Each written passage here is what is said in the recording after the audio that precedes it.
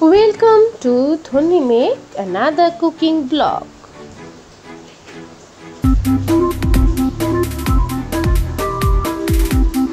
আজ সোমবার, সবারই আজকে উপোস।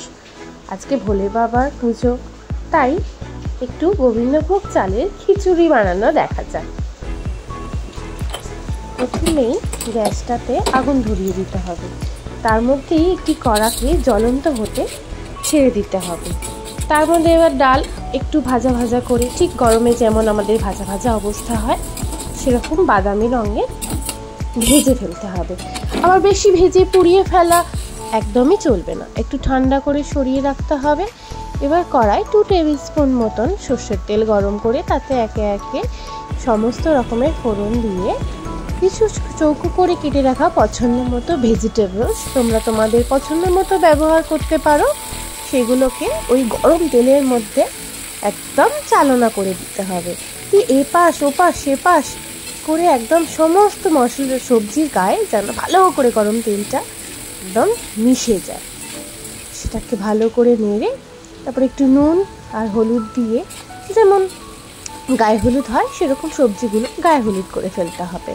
এবং গরম তেলে এপাশ ওপাশ করে ভাজা ভাজা হয়ে এলে ভেজে রাখা ডাল এবং ধুয়ে রাখা গোবিন্দভোগ চাল সেগুলোকেও আবার ভাজা ভাজা করে ফেলতে হবে। ঠিক যার ওপর যত রাখ ঠিক সেইগুলো রকম নিয়ে মাথাটা যেমন ভেজে যায় সেরকম ভাজা ভাজা করে তার উপরে লাল লাল টকটকে টমেটো দিয়ে ভালো করে আরও গার্নিশিং করতে হবে। আবার ভালো করে ভাজতে হবে, ভাজো।